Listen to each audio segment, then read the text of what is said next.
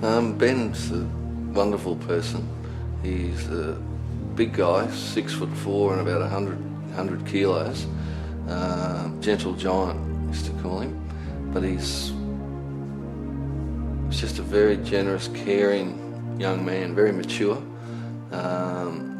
He'd go out of his way to help his friends. He'd turn up at my door and say, "Dad, I've come to clean the garage," because I saw it needed a bit of a tidy up last time I was over here.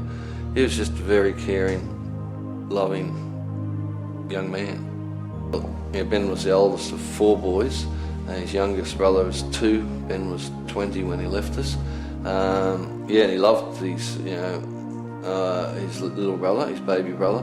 He used to spend a lot of time with him, and babysitting him and let him sit on his motorbike, and he just loved his little brother.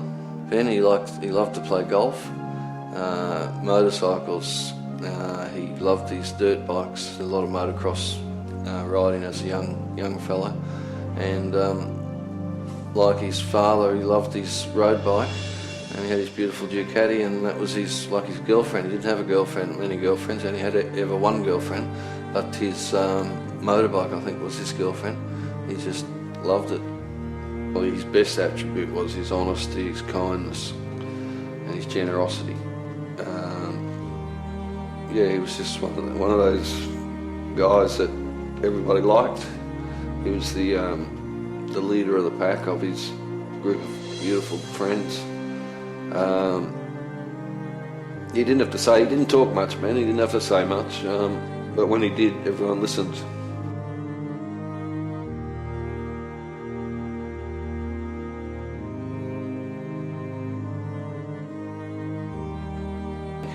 I vividly remember the day that Ben left us. He'd just been right here with me, right where we're sitting now. We had just finished lunch. It was a beautiful sunny Sunday. It was December the 10th, but it was a beautiful crystal blue sky, just absolutely crystal clear. It was not very humid. It was a beautiful day, and we just finished lunch. Ben had come to borrow my pressure cleaner, and his mate was following him on the car, and he came down the stairs here, and we sat here, had a quick chat. He was saying what a good night he had out the night before with his mates, and then he left. I walked him out the front door, said goodbye as I always did, and said, "Be careful, buddy," was the last words I said to him. "Be careful, son," as he went off up the hill. And yeah, three or 4 minutes later, I got that horrible call. I got a phone call from his friend who'd been following him in his car, say that Ben's been involved, had a terrible accident, and that he's not breathing. You better get here quick. It was only just up the road from here, and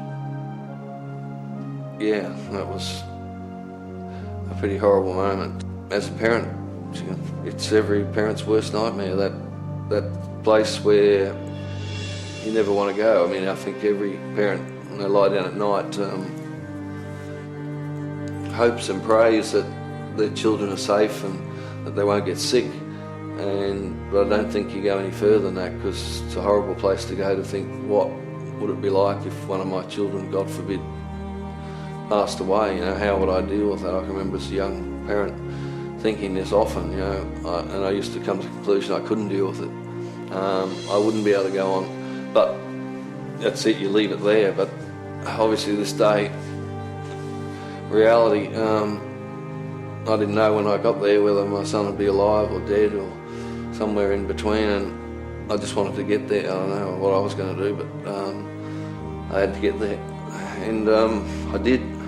I got there, and both sides of the ambulance and the fire brigade had just arriving, and it was a busy Sunday, and there was cars and people everywhere.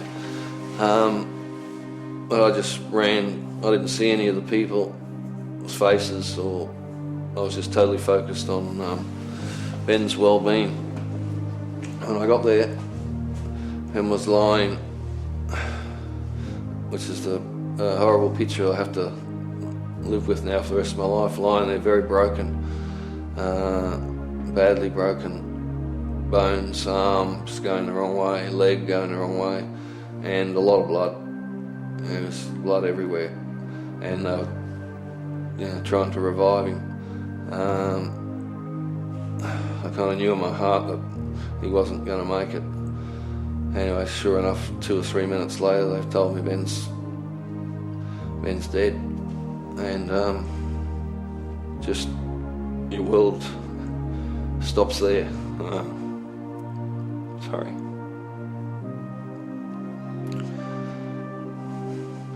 His brothers, I think now, still are in a little bit of shock. It's been over a year. The whole world's just absolutely changed, shattered, different. The whole, as a father, a mother, you have your family. It's a whole, fixed puzzle, and one piece is gone now, and nothing's ever the same. Nothing. Birthdays, Christmas. Instead of being happy events, always there's the sadness that Ben's not with us anymore. Ben should be here, which is horrible, but it just consumes you. Every waking moment, it's in the back of your mind. It's very difficult when you're grieving yourself to try and also look after the other siblings. Actually, it's almost impossible. That's where I think your family comes into play, a close family, looking after the younger children, because we weren't capable of anything really. But then again, having said that, I think without the other children and spouses, I don't think you'd be able to go on. The hardest time for me is every night, when everyone's gone to bed. Sorry. When you're on your own.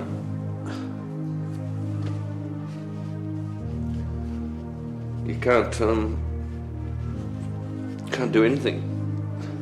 Some days you just don't feel like getting up. It's very hard to explain. Well, you never think that this sort of thing's ever going to happen to you. Something that's always on the news, on the TV. You might drive past an accident, but you never ever, I think as humans, it's your natural protection. You try not to think about it, but you do occasionally think, I wonder, if something like that happened to me, how I'd deal with that, but you really don't go there. No, it's impossible to even begin to imagine what you go through when a family member loses their life suddenly in an accident. I don't think it's possible to know what to even think you're going to be going through. It's another planet. It's another club that you never want to join. And I think a little bit, I've described it before, a little bit like a war veteran. You can kind of imagine what they've been through and what suffering they go through, imagining having their friends and colleagues killed beside them, but you can never really truly understand what they're going through in their mind mentally. And it's the same as losing a family member, a child in a road accident. It's unimaginable. You just can never imagine the pain that you go through, and it affects everyone differently and at different times. And some of the worst time is at night or when you're alone. It always pops into your mind.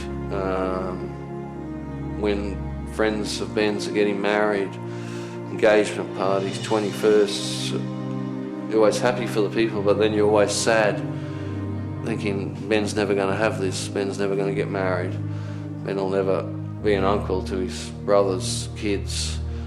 He's going to miss out on all of that, all taken away in one moment.